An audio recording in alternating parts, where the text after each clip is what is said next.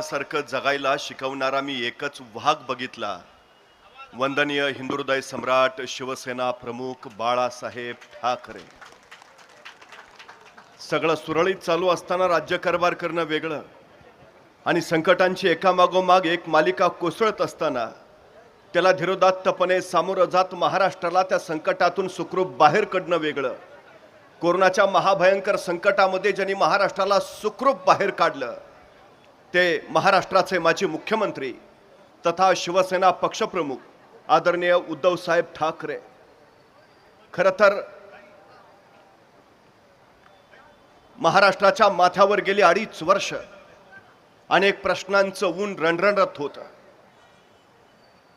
आता परिवर्तनाची वेळ आली आहे. या निवडणुकानंतर महाविकास आघाडीचं सरकार सत्तेत येईल आणि तमाम महाराष्ट्र जनांच्या माथ्यावर विकासाची सावली धरली जाईल. या परिवर्तनाचे आपण शिलेदार असाल, या परिवर्तनाचे आपण साक्षीदार असाल. खरं तर उद्धवजी ठाकरे मुख्यमंत्री झाले आणि मुख्यमंत्री झाल्यानंतर त्यांनी पहिला निर्णय घेतला तो स्वराज्याची राजधानी रायगडाच्या संवर्धनासाठी निधी देण्याचा. त्यांनी मंत्रिमंडळाच्या पहिल्या बैठकीत पहिला निर्णय घेतला. विना अट विना शर्त 2 लाखापर्यंत कर्जमुक्ती करून शेतकऱ्यांचा 7/12 कोरा करण्याचा. आणि त्याच वेळी त्यांनी घोषणा केली की नियमित कर्ज भरणाऱ्या शेतकऱ्यांना 50,000 रुपयांचं अनुदान दिलं जाईल. गेली 2.5 वर्ष मिंदे सरकार सत्तेत आहे, पण गेल्या 2.5 वर्षात घोषित केलेले ते 50,000 अनुदान सुद्धा ते शेतकऱ्यांपर्यंत देऊ शकले नाहीत. ही सगळ्यात मोठी वस्तुस्थिती आहे. अवकाळी पावसाने इथल्या भात शेतीचं नुकसान झालं. किती शेतकऱ्यांना त्या भात शेतीची नुकसान भरपाई मिळाली हे आपल्या शेतातल्या शेतकऱ्याला आपण जरूर विचारावं.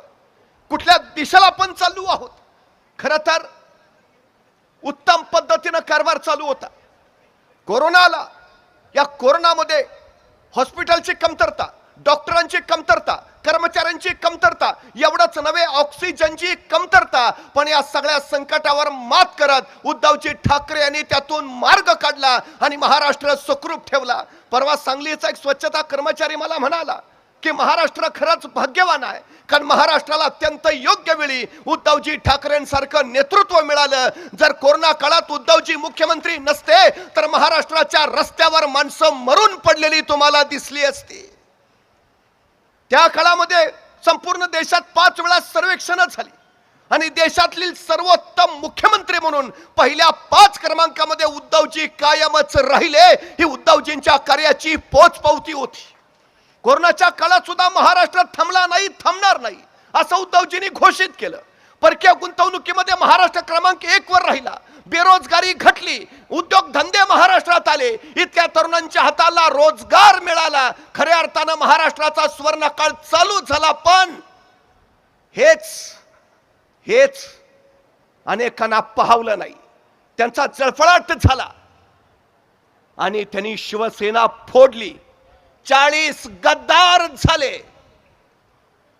पण 40 गद्दार झाले, पक्ष गेला, चिन्ह गेलं आणि त्या दिवशी उद्धवजी ठाकरे साहेब म्हणाले आज 19 जून 1966 आहे असं समजू आणि पुन्हा सुरुवात करू. शिवसेना पुन्हा उभा राहिली. 40 गेले पण 40,000 नवे नेते गेले 2.5 वर्षात शिवसेनेत आले.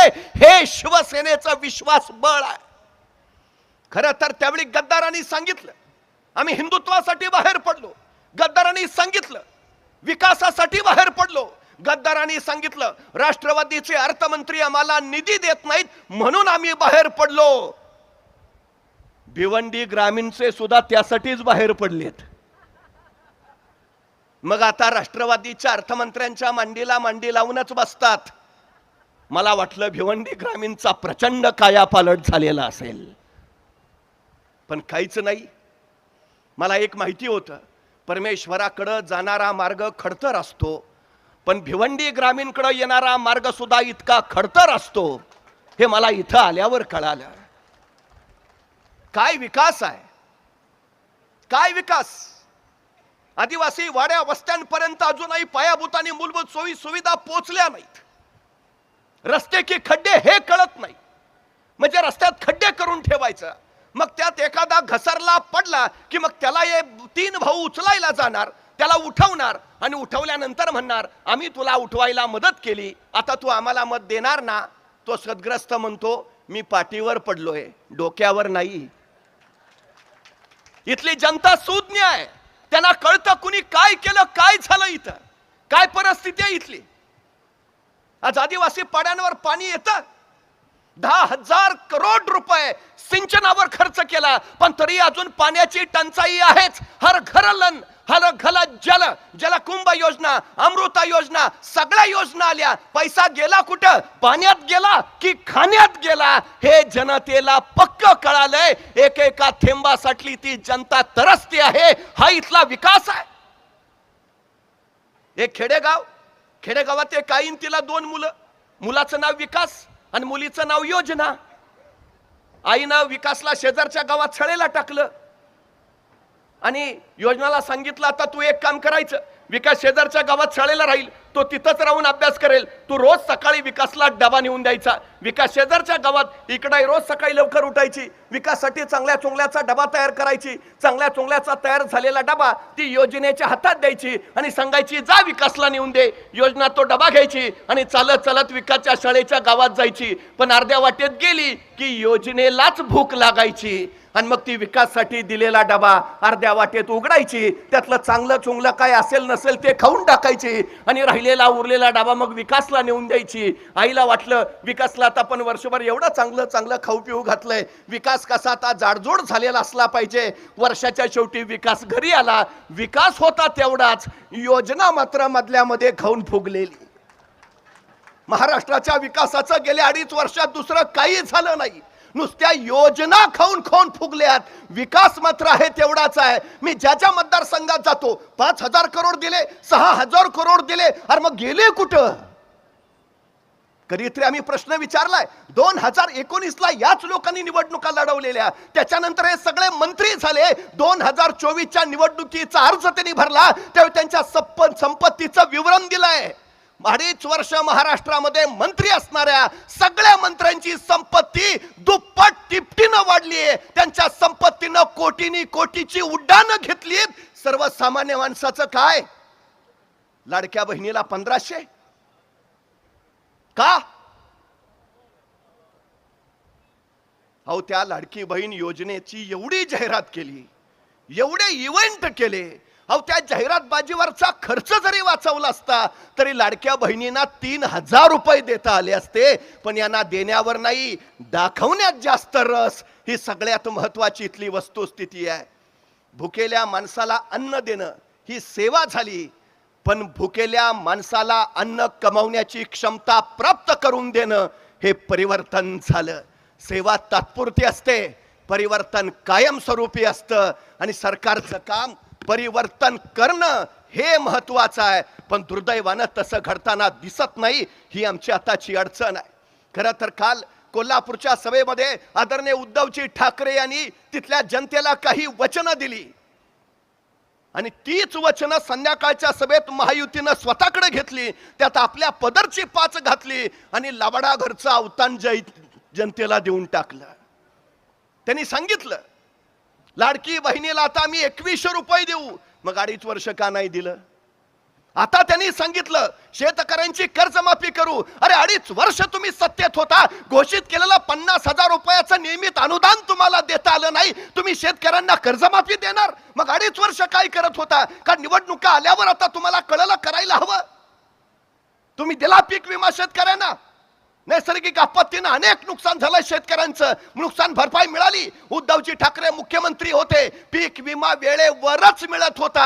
ही सगळ्यात मोठी वस्तुस्थिती. NDRFचे निकष बाजूला सारून उद्धवजी ठाकरे यांनी इथल्या शेतकऱ्यांना भरीव मदत केली. ही वस्तुस्थिती आहे. काय परिस्थिती आज? रोज 7 शेतकरी महाराष्ट्रातले आत्महत्या करतायत. या सत्ताधाऱ्यांच्या काळामध्ये 20,000 शेतकऱ्यांनी आत्महत्या केल्या. मग एवढ्या आत्महत्या होत असताना, सगळे कर्जमुक्तीची मागणी करत असताना 2.5 वर्ष तुम्ही कर्जमुक्ती केली नाही आणि आता निवडणुकीमध्ये तुम्ही लबाडा घरचा अवतान देताय. कर्जमुक्ती करतो, कर्जमाफी करतो. यांनी सांगितलं जीवनावश्यक वस्तूचे भाव स्थिर ठेवू. अहो 2.5 वर्ष काय करत होता तुम्ही? मग 2.5 वर्ष का नाही भाव स्थिर ठेवले? खाद्यतेल 1600 रुपयावरनं डबा 2200 रुपयापर्यंत गेला. खोबरं 140 रुपयावरनं 220 रुपयापर्यंत गेलं. तूर डाळ 180 रुपयावर गेली. चना डाळ 100 रुपयावर गेली. जनता जगणं महाग झाल्यासारखी महागाईनं होरपळून निघाली. तुम्हाला त्यावेळी महागाई कमी करायचं सुचलं नाही? कुठल्या कुठल्या दिशेला निघाला हो? पण नेमकं काय चाललंय इथं? आम्ही कधीतरी प्रश्न विचारला पाहिजे. काल यांनी सांगितलं 25 लाख रोजगार निर्मिती करू. अहो तुम्ही तर वर्षाला 2 कोटी नोकऱ्या देणार होत्या, त्याचं काय झालं ते आधी सांगा.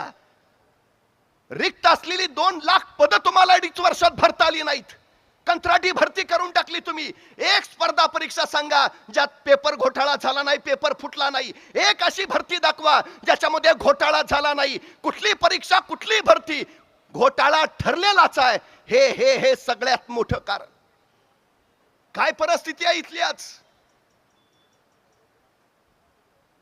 उद्धवजी ठाकरे मुख्यमंत्री होते. 2.5 वर्षात त्यांच्या काळात एकही उद्योग गुजरातला गेला नाही, एकही. पण उद्धवजी ठाकरे मुख्यमंत्री पदावरनं उतरले आणि रोज एक उद्योग गुजरातला निघाला. तुम्हाला उद्धवजी ठाकरे मुख्यमंत्री का नको होते? तुम्हाला इथले उद्योग गुजरातला न्यायचे होते म्हणून. तुम्हाला महाराष्ट्रातल्या तरुणांच्या तोंडचा रोजगाराचा घास हिरवायचा होता म्हणून. उद्धवजी ठाकरे मुख्यमंत्री असताना हे तुम्हाला शक्य नव्हतं म्हणून. शिवसेना तुमच्या या मनसुब्याचा सगळ्यात मोठा अडथळा होता म्हणून तुम्ही शिवसेना फोडली. महाराष्ट्राच्या गर्दनीला नख लावणाऱ्याचे हातही मागे ठेवणार नाही शिवसेना. हा शिवसेनेचा बाणा आहे. महाराष्ट्राच्या हितासाठी उभा आहे शिवसेना. महाराष्ट्राच्या रक्षणासाठी उभा आहे शिवसेना. उद्धवजी ठाकरे तो स्वाभिमानी बाणा घेऊन निघालेत. इथला शिवसैनिक त्या तडफेनं काम करतो. ही इथली वस्तुस्थिती आहे. रोज 2 तरुण बेरोजगारीमुळे आत्महत्या करतायत. रोज 42% बेरोजगार पोरं हिंडतायत आमच्याकडं. लाखो रोजगार मिळवून देणारे प्रकल्प, उद्योग सगळे गुजरातला नेले. मग तो वेदांता फॉक्सकॉन असेल, टाटा एअरबस असेल, सेफ्रॉन असेल, सिंधुदुर्गाचा पाणबुडी प्रकल्प असेल, सगळे गुजरातला. का? महाराष्ट्रातल्या तरुणांनी काय करायचं? यांचे गुलाम म्हणून जगायचं. म्हणजे उद्या मुंबई तुमची, भांडी घासा आमची. मग 105 हुतात्म्यांनी बलिदान देऊन मुंबई मिळवली ती कशासाठी? जागं व्हावं लागेल, जागं राहावं लागेल. आणि या निवडणुकीमध्ये ही गद्दारीची कीड अशी गाडावी लागेल की पुन्हा महाराष्ट्राच्या राजकारणामध्ये ही गद्दारी उगवताच कामा नये. महाविकास आघाडीचे अधिकृत उमेदवार महादेवजी घाटाळ त्यासाठी उभा आहे. त्यासाठी ही लढाई कुणा एका व्यक्तीची, कुणा एका पक्षाची नाही. ही लढाई महाराष्ट्र हिताची आहे. ही लढाई महाराष्ट्र धर्माची आहे. हे आपण लक्षात घेतलं पाहिजे. कोण सुखी आहे इथं? कुणाच्या वाट्याला सुख आणि समाधान आलं इथं? एक घटक दाखवा. अंगणवाडी सेविकांनी लाखाचे मोर्चे काढले, तुम्हाला पाजर फुटला नाही. अशा सेविकांनी मोर्चे काढले, तुम्हाला दया आली नाही. आता तुम्हाला दया यायला लागली निवडणुका तोंडावर असताना. महाराष्ट्रातली जनता सुज्ञ आहे, समंजस आहे. आता म्हणे महायुती जर निवडून आली तर पहिल्या 100 दिवसात आम्ही विजन महाराष्ट्र समोर ठेवणार. कसलं विजन महाराष्ट्र?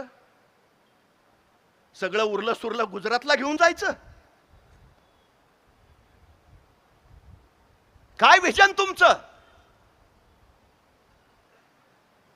आज आम्ही लक्षात घ्यायला हवं कुठल्या दिशेला हा सगळा प्रवास चाललाय. कुठल्या दिशेला? प्रश्न पडतो मला सगळ्यात महत्वाचा. उद्धवजी ठाकरे मुख्यमंत्री होते. 2.5 वर्षात महाराष्ट्रात एकही जातीय दंगल झाली नाही. आणि गेले 2.5 वर्ष महाराष्ट्रात काय चाललंय ते बघा. पूर्वी शोध लागला होता, दगडावर दगड घासला की ठिणग्या उडतात आणि मग अग्नीचा शोध. आता यांना नवा शोध लागलाय, जातीवर जात घासली, धर्मावर धर्म घासला की ठिणग्या उडतात, मग त्यातनं आग पेटते आणि मग त्या आगीवर आपल्या सत्तेची पोळी भाजून घेता येते. ज्या दिवशी माझा शिवसैनिक हातात शिवबंधन बांधतो ना, त्या दिवशी छत्रपती शिवाजी महाराजांचा हा 18 पगड जातीचा महाराष्ट्र अखंड आणि एकसंघ ठेवण्याचं वचन घेतो. ही शिवसेना, ही हा शिवछत्रपतींचा महाराष्ट्र एकसंघ ठेवण्याचं कार्य आम्हाला करायचं. कोणाची सत्तेची पोळी भाजावी म्हणून या गोष्टी इथं व्हायला नकोत, अजिबात नकोत. ना कटेंगे ना बटेंगे, बस लढेंगे, जीतेंगे और आगे बढ़ेंगे. ते महाराष्ट्र हितासाठी हे प्रत्येकाने लक्षात घेऊन पुढे जायला हवं. ही उद्धव साहेब ठाकरेंची इच्छा, ही लढाई त्यासाठी आहे. कधी कधी प्रश्न पडतो, हा शिवछत्रपतींचा महाराष्ट्र आहे. मी एक गोष्ट सांगत असतो, मग मुंबईला हिंदू मुस्लिमांची दंगल झाली. का झाली, कशासाठी, कारण परंपरा भाग वेगळा. पण त्या दंगलीचा फायदा उठवून एका मोहल्ल्यामध्ये काही गुंड होते. त्याच मोहल्ल्यामध्ये एक 25 वर्षाची लावण्यखनी युवती राहत होती. या गुंडांचा तिच्यावर डोळा होता. दंगलीच्या दंग्या धोप्याचा फायदा उठवावा आणि त्या युवतीची अब्रू लुटावी असा बेत त्यांनी आखला. आणि दंगा लाईन जोमात असतानाच रात्रीच्या 12-12:30 वाजता हे गुंड त्या युवतीच्या घराच्या दिशेने सरकले. काळोख चिरत तिच्या दारापर्यंत पोहोचले. दारावर धडका पडू लागल्या. आतली युवती बावरली, शहारली, घाबरली. तिनं खिडकीतनं बघितलं, गुंड दिसले. इरादा ध्यानी आला आणि स्वतःची अब्रू वाचवण्यासाठी ती घराच्या मागच्या दारानं बेभान पळत सुटली. मुंबईच्या रस्त्यावरनं रात्रीच्या 12-12:30 वाजता पळती आहे, बेभानपणे धावती आहे. पळता पळता ते एका बोळात शिरली. बोळातल्या एका घरात तिला उजेड दिसला. धपापत्या उरानं ती दारा पुढे आली. दार ठोठावलं, दार उघडलं गेलं. दारात उभा होता 80चा एक हिंदू युवक. त्यांनी दारात मुस्लिम युवती पाहिली. त्याला आश्चर्य वाटलं. बाहेर दंगल चालली हिंदू मुस्लिमांची, ही मुलगी मुस्लिम, मी हिंदू, मग माझ्या दारा पुढं कशी. त्याने विचारलं, काय हवंय. ती युवती म्हणाली, काय गुंड माझ्या पाठलागावर आहेत, माझी आबरू लुटायचा बेत आहे त्यांचा, एका रात्रीपुरता मला आसरा मिळेल का. हा युवक म्हणला, निश्चिंत आहे, घर तुझंच आहे.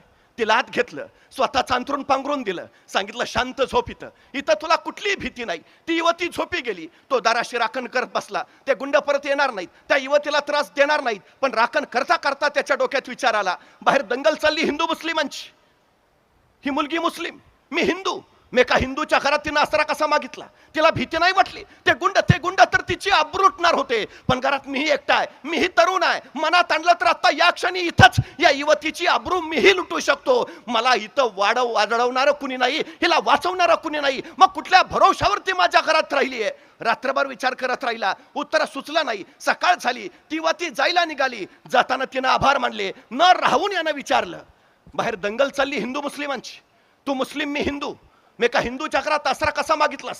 तुला भीती नाही वाटली. आणि ते गुंड तर तुझ्या अब्रूटणार होते. पण घरात मीही एकटा आहे, तरुण आहे. मनात आणलं असतं तर रातोरात मी तुझ्या अब्रू इथंच लुटू शकलो असतो. तुला माझ्यापासून वाचवणारही कुणी नव्हतं. मग कुठल्या भरोशावर तू माझ्या घरात रात्रभर राहिलीस. त्यावेळी ती युवती म्हणाली, त्या गुंडांच्या तावडीतनं सुटण्यासाठी मुंबईच्या रस्त्यावरनं रात्रीच्या 12-12:30 वाजता मी जीवाच्या आकांताने पळत होते. पळता पळता या बोळात शिरले. बोळातल्या तुझ्या घरात मला उजेड दिसला. धपापत्या उरानं मी दारापुढे उभा राहिले. पण दार ठोठवायच्या अगोदर तुझ्या घराच्या उघड्या खिडकीतून मी आत डोकावून बघितलं. त्यावेळी तुझ्या घराच्या भिंतीवर मला छत्रपती शिवाजी महाराज की, मगच मी दार, जय भवानी. कारण मला माहिती आहे, ज्या घरात छत्रपती शिवाजी महाराजांचा फोटो आहे त्या घरात कुणाच्याही अब्रूला धोका नाही. हे महाराष्ट्राचं चारित्र्य आहे. पण त्याच शिवछत्रपतींचा महाराष्ट्रात आज खरंच स्त्री सुरक्षित आहे. गेल्या वर्षभरात 47,000 महिला अत्याचाराचे गुन्हे दाखल झाले. तिथं 26,000 महिला गायब आहेत महाराष्ट्रातनं. कधी बदलापूर प्रकरण घडतं, कधी बोबदेव घाटाचं प्रकरण घडतं, कधी नागपूर, कधी कोल्हापूर, कधी नवी मुंबई. रोज 130 महिलांवर अत्याचाराचे गुन्हे येतात रोज. हा महाराष्ट्र शिवछत्रपतींचा. कुठल्या दिशेला निघालो आम्ही. ह्या असल्या प्रवृत्ती ठेचाव्यात. म्हणूनच मुख्यमंत्री असताना उद्धवजी ठाकरे यांनी स्त्री सुरक्षा आणि स्त्री सन्मान यासाठी शक्ती कायदा संमत केला. पण दुर्दैवानं या सरकारला गेल्या 2.5 वर्षात मंजूर केलेला तो शक्ती कायदा दिल्लीवरनं मंजूर करून अंमलात सुद्धा आणता आला नाही. ही आमची सगळ्यात मोठी शोकांतिका आहे. महाराष्ट्र सुरक्षित राहिला पाहिजे. महाराष्ट्र एक संघ राहिला पाहिजे. महाराष्ट्र प्रगती पथावर असला पाहिजे. आता ते सांगतायत महाराष्ट्र क्रमांक 1 वर. थापाड्यांच्या थापा किती ऐकाव्यात. परवा पंतप्रधानांच्या आर्थिक सल्लागार समितीनं स्पष्टपणे अहवाल सादर केला. सकल राज्य उत्पन्नात महाराष्ट्र मागं पडलाय. 15% तो 13% आलाय. दरडोई उत्पन्नामध्ये गुजरात कितीतरी पुढे गेलाय. तेलंगणा, कर्नाटक, तामिळनाडू ही सगळी राज्य महाराष्ट्राच्या पुढे गेलीत. आता बदल करावा लागेल. उद्योग क्षेत्रामध्ये महाराष्ट्र क्रमांक 1 करण्यासाठी आता बदल करावा लागेल. शेतकऱ्यांना हमी भाव देण्यासाठी आता बदल करावा लागेल. इथल्या मजुरांच्या घामाचं दाम त्यांना मिळण्यासाठी आता बदल करावा लागेल. महाराष्ट्र सुजलाम सुफलाम करण्यासाठी आता बदल करावा लागेल. या महाराष्ट्राच्या जनतेला सुखाचे दिवस येण्यासाठी बस उद्धवजी ठाकरे त्या जिद्दीनं उभा आहेत. जे जे महाराष्ट्रातून गेलं ते परत आणणारच आणि या महाराष्ट्राला प्रगती पथावर नेणारच हा बाणा घेऊन उद्धवजी ठाकरे उभा आहेत. ज्या वंदनीय हिंदू हृदय सम्राट शिवसेना प्रमुख बाळासाहेब ठाकरेंनी अनेकांना रस्त्यावरनं नेऊन पद दिली, मंत्री पद दिली, त्या हिंदू हृदय सम्राट शिवसेना प्रमुख बाळासाहेब ठाकरेंच्या पुत्राला ज्यांनी महाराष्ट्र प्रगती पथावर नेला त्यांना मुख्यमंत्री पदावरनं खाली उतरवलंय. महाराष्ट्राची प्रगती करणाऱ्या उद्धवजी ठाकरे यांना मुख्यमंत्री पदावरनं खाली उतरवणाऱ्यांना सत्तेवरून खाली खेचल्याशिवाय एकही शिवसैनिक स्वस्थ बसणार नाही. उद्याचा महाराष्ट्र घडवायचा असेल, उद्याचा महाराष्ट्र समृद्ध करायचा असेल तर हे करावंच लागेल.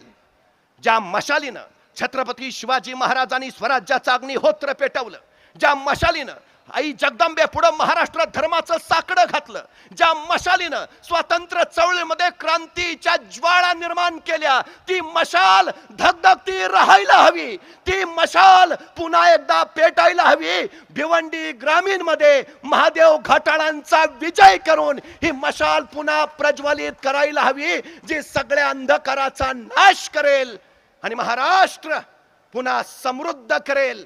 मला खात्री आहे आपण ते करणारच. जय महाराष्ट्र. धन्यवाद साहेब. याचप्रमाणे आजच्या कार्यक्रमातून या सोहळ्याचे साक्षीदार आपण सगळे झालेलो आहोत. पुन्हा एकदा सर्वांचे हार्दिक आभार.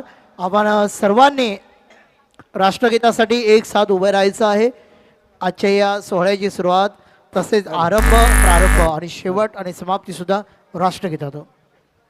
सर्वांनी हिमाचल हिमाचल यमुना गंगा उच्चल जलधि तरंगा तव शुभ नामे जागे तव शुभ आशीष मागे गाहे तव जय गाथा जनगण मंगलदायक जय हे भारत भाग्य विधाता जय हे जय हे जय हे जय जय जय जय हे. भारत माता की वंदे वंदे. धन्यवाद. आजच्या या महाभव्य दिव्य अशा या सोहळ्याची, जाहीर सभेची, जाहीर पक्षप्रवेशची ही समाप्ती. त्याचप्रमाणाच्या सोहळ्याला आलेले सर्व माता भगिनी, माऊलींचं, मित्रपरिवारांचं आणि सर्व जनसेवकांचं, माजी मुख्यमंत्री महाराष्ट्र राज्याचे, त्याचप्रमाणे शिवसेना पक्षप्रमुख आदरणीय उद्धवजी बाळासाहेब ठाकरे या कुटुंब परिवारांच्या वतीने आम्ही आपल्या सर्वांचे लाख लाख आभार व्यक्त करतो. सर्वांनी आपापल्या घरी व्यवस्थित जायचं आहे. कोणी इकडे तिकडे भरकटायचं नाही, कोणी कुठेही जायचं नाही. सरळ आपल्या थेट आपल्या घरी जायचं आहे. तोपर्यंत जय हिंद.